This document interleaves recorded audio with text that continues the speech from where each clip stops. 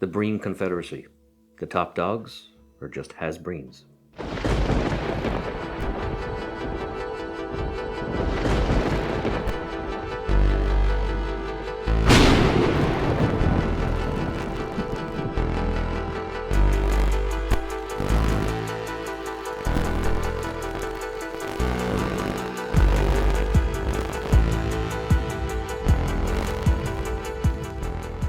Hello and welcome to The Lucky Roll, an eclectic channel for eclectic games. And today I thought I would unbox some of the Star Trek Ascendancy expansions. Now what I have here is the Breen Confederacy player expansion set. I have the core set and I picked up a few of the expansions. Now I did see the recent Kickstarter for the huge collection. It looked very interesting, but for me the fun of games with multiple expansions is finding loose ones in the wild and kind of adding to the original box. So I happened to come across this one, the Breen Confederacy, and I thought let's open it and have a look in case that some people out there are wondering themselves what you get in it.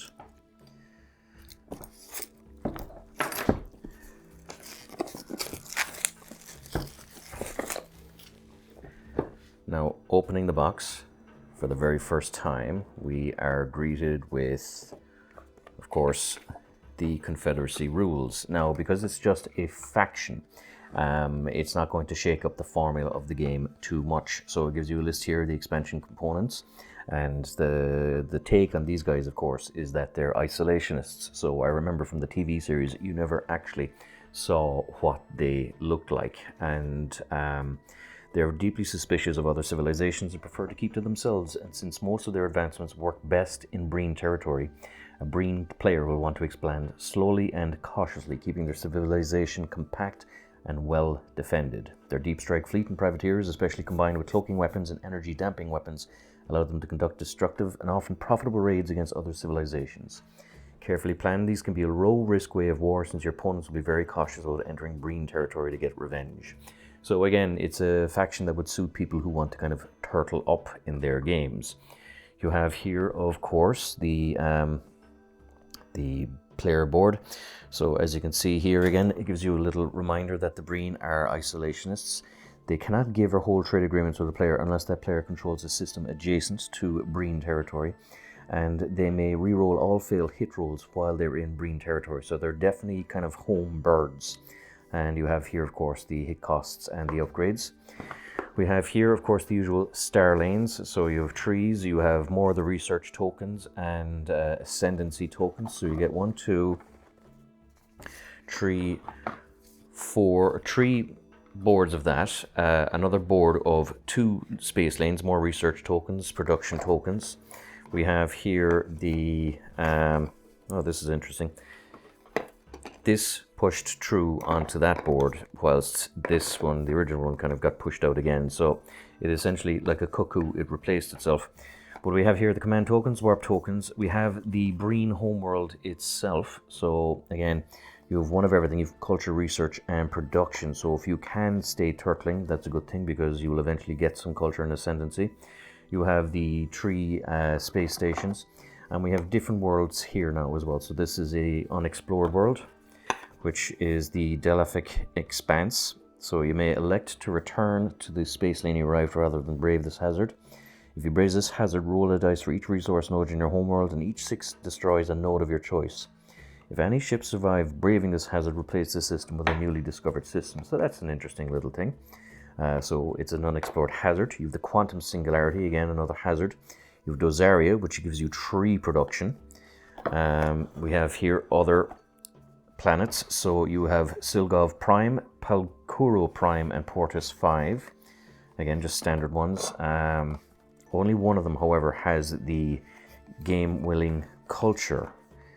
Actually, I tell a lie. These are interesting because this one has a culture, but has 2 open modules, and there's an open module here and 2 open modules here. So these would be planets definitely worth fighting for.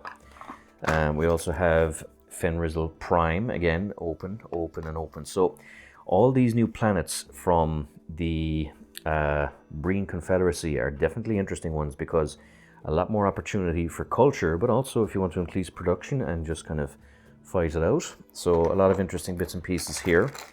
We have the space tokens here. So we'll have a look at the capitals of the planets. So again, nice little standard modules, not lots of nice little details. So yeah, no, they look nice, and you have plenty of them for your planets.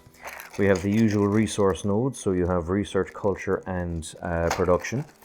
And we have here the player tokens and fleet tokens. So this would be the Breen fleet icon. So it's quite large, quite a distinct looking one, and of course it is green.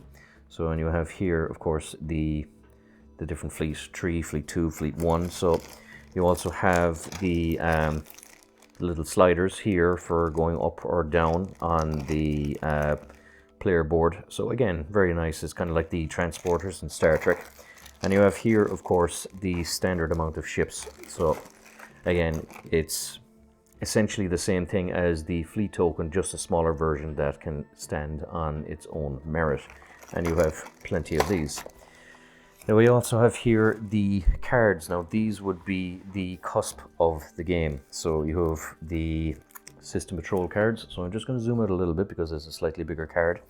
So you have different aspects. This would be fleet 1. So you'd have system patrol, which can expand into a standard fleet. So if you keep it small, these guys roll 2 dice in home territory, so that's a good way to kind of maximize your fleet proficiency. You have a science fleet, or just your standard normal fleet, and of course there's plenty of them in it. And you have a deep strike fleet, so this fleet may invade a planet from an adjacent sector. If it does so, it cannot take control of the system, but it must retreat after the first combat round. So these are just essentially raiders. So it allows you to kind of turtle in a little bit and get your boys back home. And of course here, the building phase, command phase guide for the Breen player. We have here the planets, so let's have a look at some of these. So you have the Breen confrontation. So if you have a Breen rival, place a new Breen ship in the system. If not, place a new ship from the player to your right in this system. So those are the trade agreements. So these are all the exploration cards. So again, you add this if you have a Breen player, and it allows you to kind of immediately get a Breen neighbor. A pre-warp level 0, civilization, warp level 2, level 3. You have a Breen delegation. Never turn your back on a Breen, old Romulan saying. So I'm just going to zoom in a little bit further on this. If you are the Breen or hold a Breen trade agreement, all your trade agreements immediately generate double resources. If not, exhaust all of your trade agreements. So that's interesting. So that allows the Breen to kind of keep on the same level with their trade. Abandoned wreckage. In all legal tradition, salvage rights, we found a wrecked ship and a dead crew, and we found it first. Cisco. Spend 1 research token to immediately upgrade your shield modifier by 1. Now that's interesting. Unexpected boon, and I remember this is a great episode, a very famous meme where Cisco justifies his actions. So what does he want to... Well, that's why you came to me, isn't it, Captain? Because you knew I could do those things that you weren't capable of doing. That's the quote from the actual episode, and it's where Cisco deliberately tries to get the Romulans into the Dominion War in order to save the Federation, and he did so through very duplicitous means. Excuse me. Excellent episode, and that's him justifying it to himself. You roll on a space lane. On 2, you gain a culture token. On 3, gain a research token, and you may immediately add it to the advancement project. On 4, gain 2 production. Now that's a really cool card. Isolationist sentiment. So I need something more concrete than the self-serving argument of a Starfleet officer. I need proof of Dominion duplicity. Again, the same episode where they're trying to get the Romulans into the war. So roll a diplomacy 4 test. If you succeed, gain 2 production tokens. If you fail, you must revoke 1 of your trade agreements held by a rival. Solar flare. Our instruments have picked up a gigantic solar flare with high levels of cosmic rays accompanying it. Scott. So again, this is just a crisis where you brave a hazard and civil unrest. The founders see it as their sacred duty to bring order to the galaxy. Their order. Cisco.